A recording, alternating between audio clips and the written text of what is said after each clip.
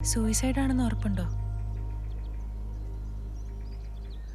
Suicide ചെയ്താ? AB, കഴിഞ്ഞത് കഴിഞ്ഞു, അത് വിട്ടുകള. എനിക്കൊന്നും ചെയ്യാൻ പറ്റില്ല. ഇനി എന്ത് ചെയ്യാൻ പറ്റുമെന്ന് ചിന്തിക്കബി. ഈ കേസ് ടേക്കപ്പ് ചെയ്തൂടെ എബിക്ക്? പറ്റും. അതിന് ആ ഫാമിലി വില്ലിങ് ആവണം. അടുത്ത കാലത്താണ് അദ്ദേഹത്തിന് ക്യാൻസർ ആണെന്ന് അറിഞ്ഞത്. പെൻഷൻ കൂടി കിട്ടാതായപ്പോൾ ചികിത്സിച്ചിട്ടുള്ള വീടും പറമ്പും കൂടി കളയണ്ടെന്ന് കരുതിയിട്ടായിരിക്കും. ഒരുപക്ഷെ അദ്ദേഹത്തിന് സഹിക്കാൻ പറ്റിയില്ലായിരിക്കും. എന്നാലും ഇങ്ങനെ ചെയ്യുമെന്ന് വിചാരിച്ചില്ല.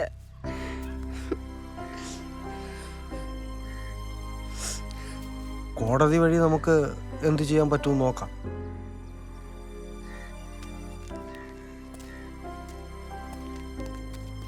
വേണ്ട സാറേ, ഇങ്ങനെ കൈനീട്ടാതിരിക്കാൻ വേണ്ടിയാണ് അദ്ദേഹം അങ്ങനെ ചെയ്തത്. ഇനി ആത്മഹത്യയുടെ പേരും പറഞ്ഞ് ഞങ്ങളെ വിഷമിപ്പിക്കരുത് സാർ. മക്കളൊക്കെ വളർന്നു വരുന്ന പ്രായമാണ്.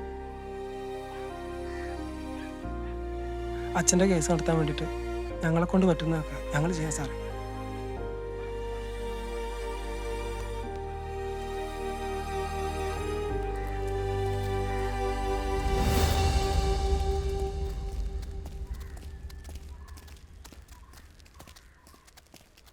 എബി സർ, നമ്മൾ വാങ്ങുന്ന ഫീസല്ല ഒരു കേസിന്റെ വില. അതിന് ചിലപ്പോൾ ഒരു ജീവന്റെ വിലയുണ്ടാവും. Sorry sir. ഞാനൊരു പക്ഷേ ഈ കേസ് ഇത്തിരി സീരിയസ് ആക്കി എടുത്തിരുന്നെങ്കിൽ ഇവർക്കിപ്പോൾ ഇങ്ങനെ സംഭവിക്കില്ലായിരുന്നു. എല്ലാവരും സ്വന്തം കാര്യം മാത്രമല്ലേ സീരിയസ് ആയിട്ട് എടുക്കത്തുള്ളൂ. സമയം വൈകിട്ടില്ല. ചിലപ്പോൾ മരിച്ച ശേഷമായിരിക്കും നീതി ലഭിക്കുക.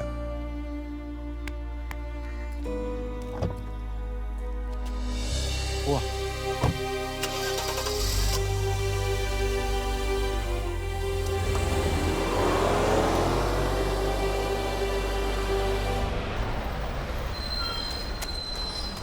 ചേട്ടോയ്, നീ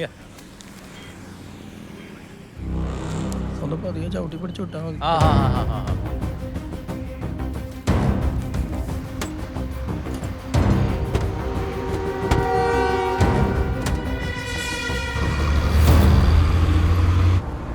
കിടങ്ങൂരേ കിടങ്ങൂരേ, മേവിടാം മേവിടാം മേവിടാം മേവിടാം, നേരം മേവിടാം നേരം മേവിടാം മേവിടാം മേവിടാ. ചേച്ചി, KSRTC പഞ്ചറാട്ടോ, ഇതിലേക്ക് കേറിക്കോ കേറിക്കോ, വേഗോട്ടെ കേറിക്കോ. പഞ്ചറാന്ന് പറയുന്നത് KSRTC? ആ ചേട്ടാ, പഞ്ചറാ. KSRTC നേരം വണ്ണോടോ. ചേച്ചി വേഗോട്ടെ, വേണ്ട വേണ്ട വേണ്ട, പിന്നെ ഇറങ്ങിക്കിട്ടോ.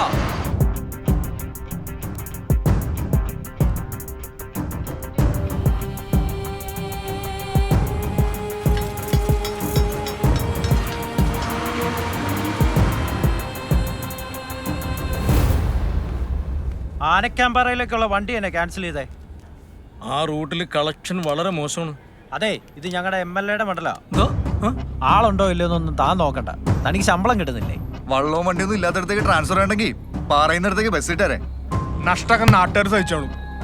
ശരിയാക്കി തരാം കേട്ടോ. ഇത് നന്നാക്കാൻ സമ്മതിക്കില്ല.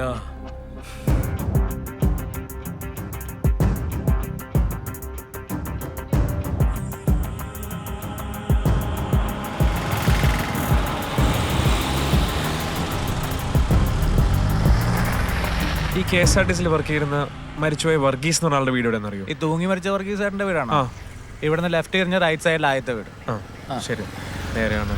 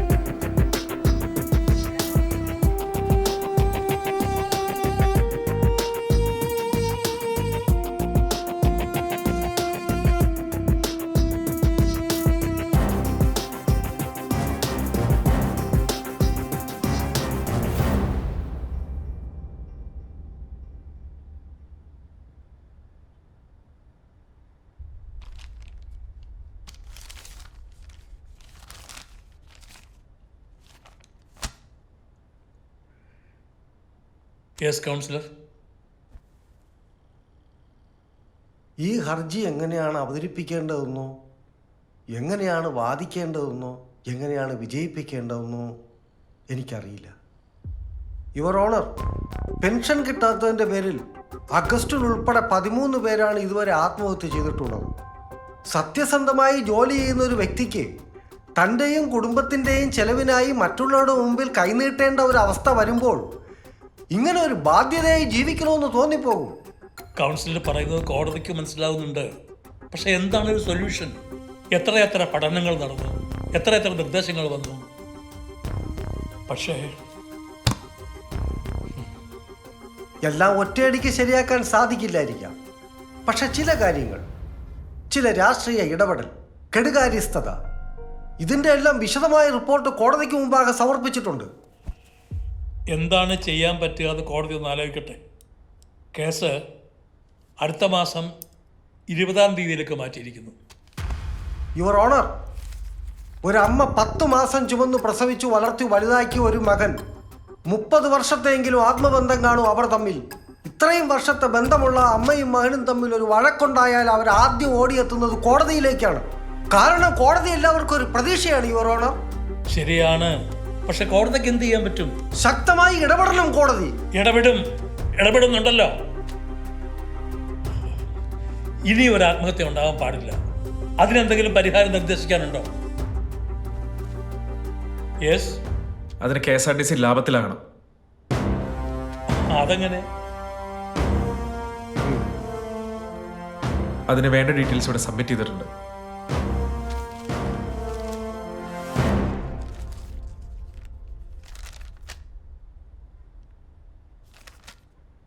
ഇപ്പോഴത്തെ KSRTCയുടെ പ്രതിദിന കളക്ഷൻ ഏകദേശം 6 കോടി രൂപയാണ്. അത് 9 കോടി രൂപയായി ഉയർത്തിയാൽ ഇപ്പോഴത്തെ ഈ പ്രശ്നങ്ങൾക്കൊരു പ്രതീക്ഷയാവും. ഈ PIL നിങ്ങളല്ലേ സബ്മിറ്റ് ചെയ്തത്? യെസ് യുവർ ഓണർ, ഞങ്ങളാണ്. സർക്കാർ സ്ഥാപനം എന്ന് പറഞ്ഞാൽ കാട്ടിലെ തടി തേവരുടെ ആന. അതാണ് ഇപ്പോഴത്തെ അവസ്ഥ. നിങ്ങൾ ഈ പറയുന്ന പല കാര്യങ്ങളും സാധാരണക്കാർക്ക് പോലും അറിവുള്ളതാണ്. ശരി, പക്ഷെ ഇതൊക്കെ ആര് ഇംപ്ലിമെൻ്റ് ചെയ്യും? ഒരധികാരം തന്നാൽ നിങ്ങൾ ചെയ്യുമോ?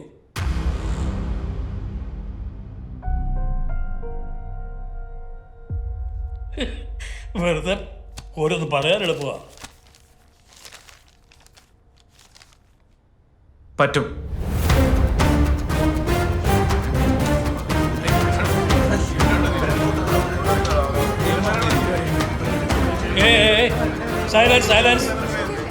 സൈലൻസ്. വെറുതെ ചെറുപ്പത്തിന്റെ ആവേശം കൊണ്ട് എടുത്തിയാടരുത്. ഇത് കോടതിയാണ്. ജനങ്ങളുടെ സ്വത്താണ് നിങ്ങൾ ഏറ്റെടുക്കുന്നത്. ഈ പറയുന്നത് പോലെ വരുമാനം 9 കോടിയിലെത്തിക്കാൻ നിങ്ങൾ വിചാരിച്ചാൽ സാധിക്കുമോ? പറ്റും.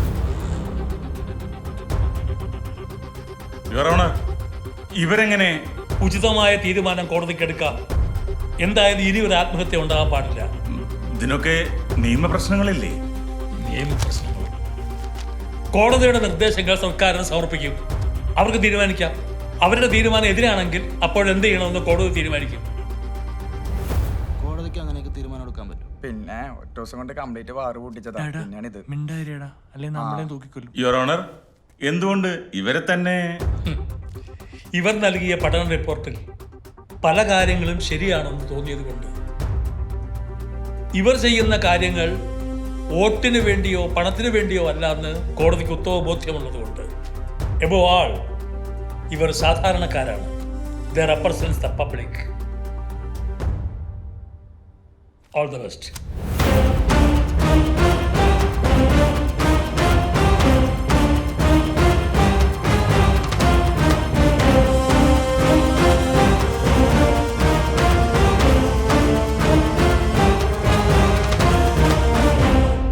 ഈ കോടതി വിധിയാണ് സാറേ ശരിക്കുള്ള ബമ്പർ.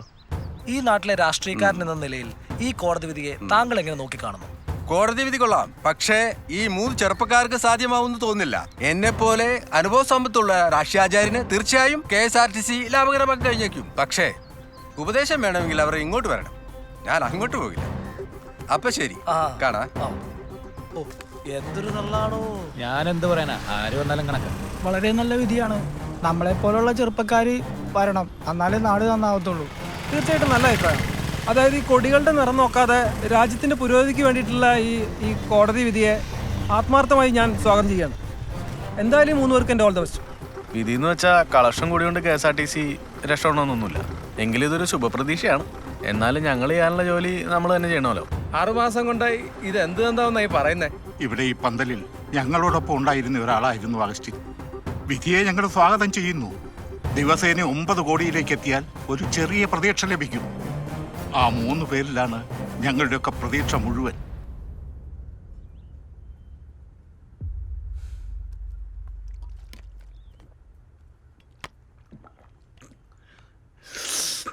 എന്താ കോടതി സംഭവിച്ചത്? എനിക്കറിയില്ല. ആ ജഡ്ജി എന്തൊക്കെയോ ചോദിച്ചു. ഇവനാണെങ്കിൽ വായി തോന്നിയ എന്തൊക്കെയോ വിളിച്ച് പറയുകയും ചെയ്തു. നാളെ ഇപ്പം എങ്ങോട്ടാ പോകേണ്ടത്? കോടതിയിലേക്കാണോ അതോ KSRTC സ്റ്റാൻഡിലേക്കാണോ?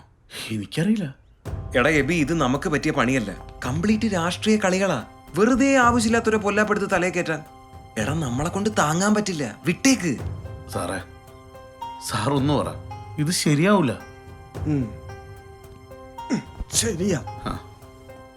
ശരിയാവൂല. എന്നാ പറ്റൂലെന്ന് എഴുതി കൊടുത്തിട്ട് വല്ല US-ലോ യൂറോപ്പിലോ പൊയ്ക്കോ. എന്നിട്ട് നാട്ടിൽ അത് ശരിയല്ല ഇത് ശരിയല്ല എന്ന് പറഞ്ഞ് വാട്സപ്പിലും ഫേസ്ബുക്കിലും ഒക്കെ കുത്ത്. നിന്റെ നാട് നന്നാവണമെങ്കിൽ നീ മുന്നിട്ടിറങ്ങണം. സർ, മുന്നോട്ടുള്ള പ്രശ്നങ്ങൾ ഉണ്ടായാൽ നേരിടണം. ഒരു കാര്യം ഉറപ്പാ, ഒരാള് മുണ്ട് മടക്കി കുത്തി ഒരു കാര്യത്തിന് മുന്നിട്ടിറങ്ങിയ അതിൽ സത്യം ഉണ്ടെങ്കിൽ അത് നടന്നിരിക്കും. പിന്നെ തീരുമാനമെടുക്കേണ്ടത് സർക്കാരാ. അനുകൂലമാവാൻ സാധ്യത കുറവാ. അങ്ങനെയാണേൽ അപ്പം നോക്കാം. സുപ്രധാനമായ മുന്നണി യോഗത്തിലേക്ക് ഗതാഗത മന്ത്രി ഇതാ എത്തിച്ചേരുകയാണ്. നമ്മുടെ പ്രതിനിധി ദിയ തത്സമയം ചേരുന്നു. സർക്കാരിന്റെ തീരുമാനം അതെന്തു തന്നെയായാലും ഈ യോഗത്തിന് ശേഷം അറിയാൻ കഴിയുമെന്നാണ് പ്രതീക്ഷ. ഗതാഗത മന്ത്രി നമ്മോടൊപ്പം ചേരുന്നു.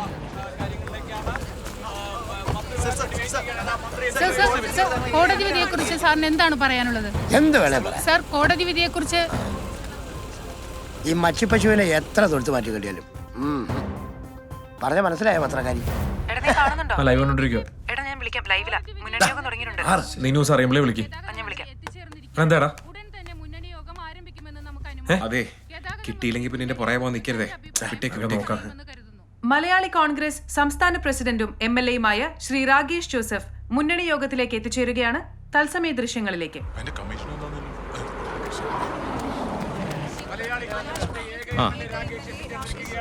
ശരി. ഞാൻ ഒറ്റയ്ക്കല്ലോ തീരുമാനം എടുക്കേണ്ടത്.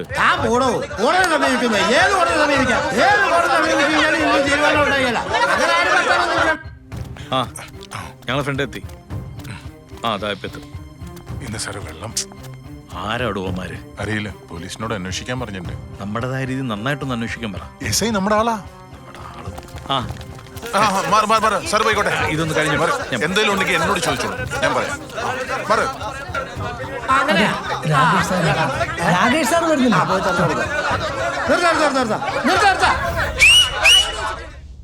വാല് തുറക്കാൻ പോവാ, പത്രക്കാര് കാണും. ഒന്നടങ്ങി ഒതുങ്ങിയിരിക്കട്ടോ. എവിടെ ഈ തള്ളി കയറി വരുന്നത്? നമസ്കാരം. അപ്പൊ ഞാൻ പറഞ്ഞു വന്നാൽ നിങ്ങൾ കൂടുതൽ വർത്താനം ഒന്നും പറയണ്ട. ഈ കോടതിയിൽ വന്നു കഴിഞ്ഞാൽ എന്റെ സ്ഥാനാ പോകുന്നത്.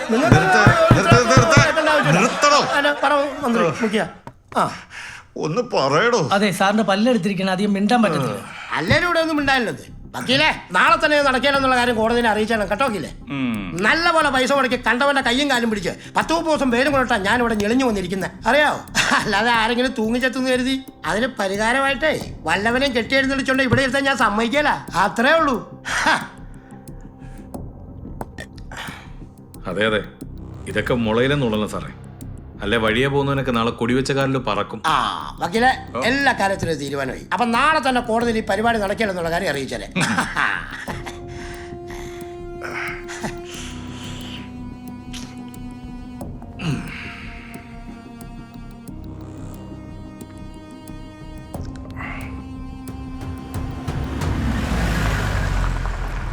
ഇത് തന്നെയാണോടോ വീട്? മുന്നണി യോഗം ആരംഭിച്ചിരിക്കുകയാണ്. കേരളം ഏറെ ആകാംക്ഷയോടെ നോക്കിക്കാണുന്ന ആ തീരുമാനം ഏതാനും നിമിഷങ്ങൾക്കകം തന്നെ അറിയാൻ കഴിയും. ആ തീരുമാനം ദൂരവ്യാപകമായ പ്രത്യാഘാതങ്ങൾ സൃഷ്ടിക്കുമെന്നാണ് കരുതുന്നത്. ഗതാഗത മന്ത്രിയുടെ അധികാരത്തെ ചോദ്യം ചെയ്യുന്ന തീരുമാനമാണോ ഉണ്ടാവുക, അതോ കോടതിയുടെ അധികാരത്തെ ചോദ്യം ചെയ്യുന്ന തീരുമാനമാണോ ഉണ്ടാകാൻ പോകുന്നത് എന്ന് നമുക്ക് കാണാം.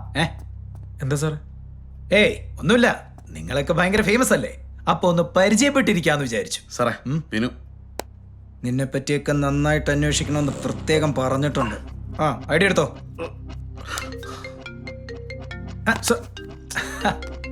നിമിഷ സാർ എന്റെ പേഴ്സണൽ കാര്യം എന്റെ പേഴ്സണൽ കാര്യം എന്റെ ഫോണിന് ഇതൊന്നും സാർ ഇടേണ്ട ആവശ്യമില്ല. എന്താ കാര്യം നിങ്ങൾ എന്തീ കാണിക്കുന്നേ? അതേടാ, പേഴ്സണൽ കാര്യം മാത്രം നോക്കിയാ മതി, വല്ലാണ്ടങ്ങ് തിളക്കല്ലേ. നീയൊക്കെ സാധാരണക്കാരനാ, അപ്പൊ സാധാരണക്കാരന്റെ പണി മാത്രം ചെയ്താൽ മതി. മര്യാദയ്ക്കുള്ള ജോലിക്ക് പോവുക, കുടുംബം നോക്കുക, അതിനപ്പുറത്തേക്കുള്ള കാര്യങ്ങൾ നോക്കാനേ ഇവിടെ വേറെ ആൾക്കാരുണ്ട്, കേട്ടോ?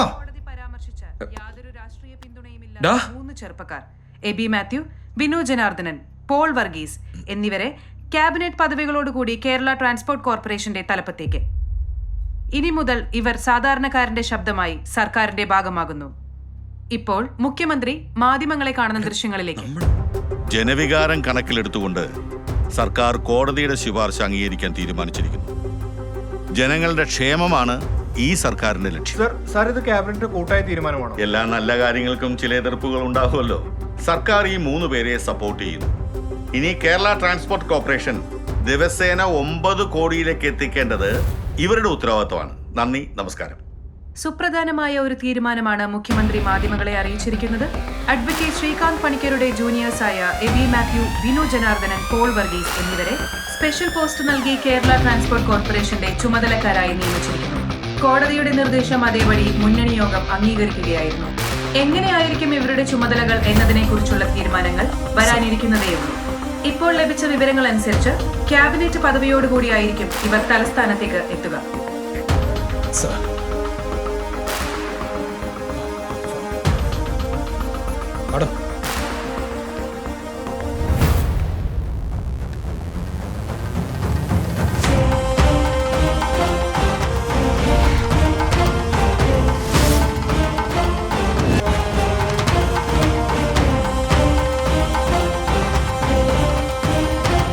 മന്ത്രിയായ സമയം കൊണ്ട് വല്ല ജഡ്ജിയാകായിരുന്നു.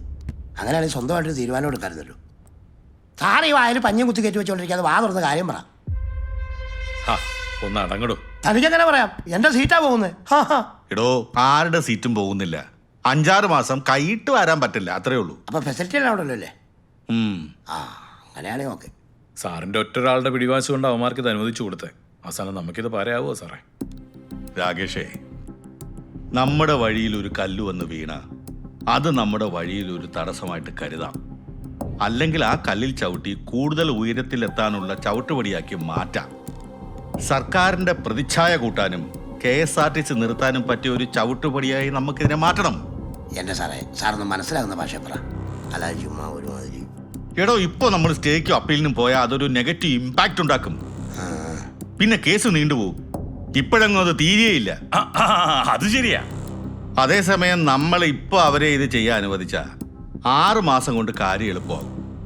6 മാസം നടത്തി നഷ്ടത്തിലാകുമ്പോൾ നമ്മൾ പറഞ്ഞതാണ് ശരിയെന്ന് ജനം വിശ്വസിക്കും. കോടതി വിധിയും നമുക്ക് അനുകൂലമാവും. KSRTC നിന്നും കിട്ടും. അത് നിർത്തിയതിന്റെ ചീത്തപ്പേര് നമുക്കൊട്ടും ഉണ്ടാവത്തൂല. വെറുതെ അല്ല CM ആയത്. അല്ല സാറേ, ഇനി അമ്മരെങ്ങനത് ലാഭത്തിലാക്കിയാലോ? ഗതാഗത വകുപ്പ് മന്ത്രി പറയട്ടെ. അല്ല, അതിപ്പം നന്നായി നോക്കി നടത്താലേ പറയാൻ പറ്റുള്ളൂ, അല്ലേ? എടോ, അധികാരവും പണവും നിയമവും ഒക്കെ നമ്മുടെ കയ്യിൽ ഉള്ളപ്പോൾ ഈ പുതിയ പിള്ളേർ വന്ന് ഇത് ലാഭത്തിലാക്കിയാൽ പിന്നെ നമ്മളൊക്കെ ഈ പണിയങ്ങ് നിർത്തുന്നതാണ് നല്ലത്. അവരെ കൊണ്ടാവുന്ന പോലെ അവർ ചെയ്യട്ടെ, നമ്മളെ കൊണ്ടാവുന്ന പോലെ നമുക്കും ചെയ്യാം. വരട്ടെ, നോക്കാം.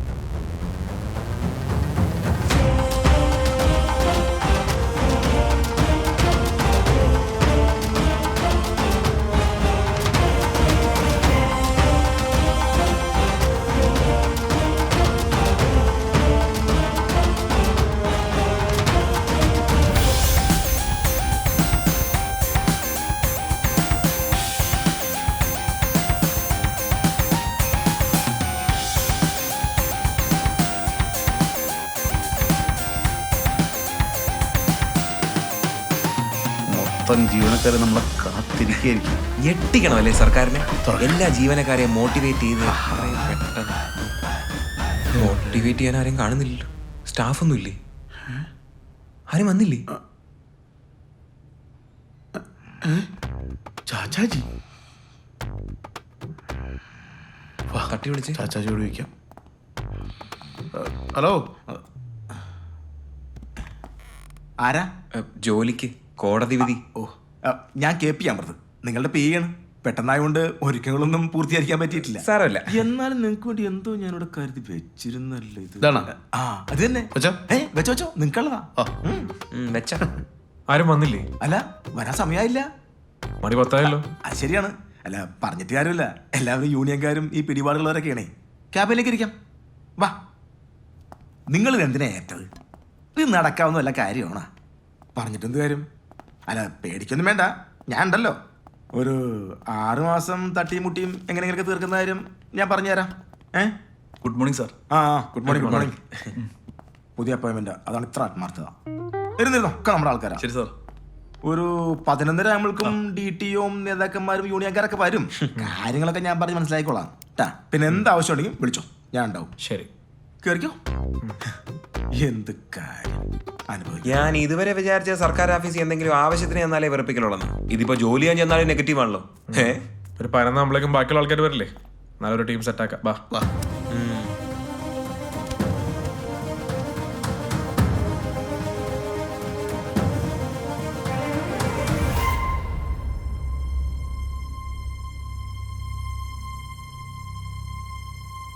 ഡീസൽ എക്സ്പെൻസിന്റെ ഫയലാണ്. ഈ പേപ്പേഴ്സിലെ കണക്കൊന്നും അങ്ങോട്ടൊരു ഒന്നും കറക്റ്റ് ആയിരിക്കില്ല. കറക്റ്റ് ആണെങ്കിൽ ഇതിപ്പോ ഈ അവസ്ഥ വരുമോ? സാർമാരെ കാണുന്നില്ല. ഞാൻ നേരത്തെ പറഞ്ഞില്ലേ, DTOമാരും യൂണിയൻകാരൊക്കെ വന്നിട്ടുണ്ടേ. അവരെന്തൊക്കെ പറയായിരിക്കും. നിങ്ങൾ പേടിക്കാനും വേണ്ട. വാ, ഞാനുണ്ടല്ലോ. പോയിട്ട് വാ. തീരുമാനം ആയിക്കോളൂ.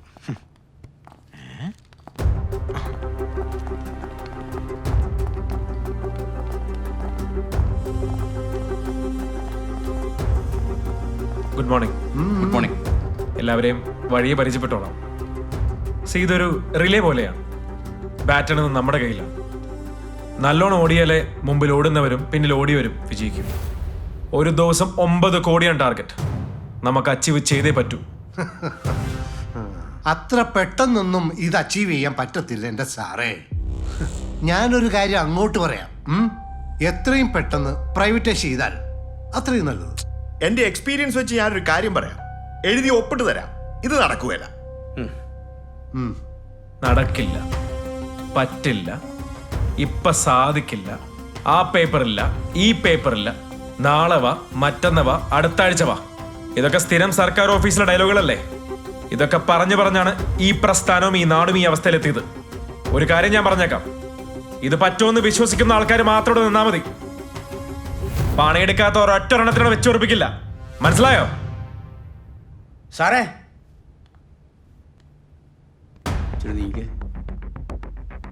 സാറേ, പണിയെടുക്കാത്ത ചില തൊഴിലാളികളെയും നേതാക്കളെയും പിന്നെ ഇവരെ പോലെയുള്ളവരെയും ഒഴിവാക്കിയാൽ ബാക്കിയുള്ളവർ കോർപ്പറേഷന് വേണ്ടി ആത്മാർത്ഥമായി ജോലി ചെയ്തവരാ. ഒന്ന് പോണം. സാർ ഞങ്ങളുടെ കൂടെ നിൽക്കാവോ? എങ്കിൽ ഈ ടാർഗറ്റ് പുല്ല് പോലെ നമുക്ക് അച്ചീവ് ചെയ്യാം. സാറിന്റെ പേരെന്താ? എൻ്റെ പേര് ശ്രീധരൻ. കളിയും കളിയുടെ നിയമങ്ങളും മാറിയ സ്ഥിതിക്ക് ഇനി നല്ല കളിക്കാരെ മാത്രം മതി. കാണാം കേട്ടോ സാറേ.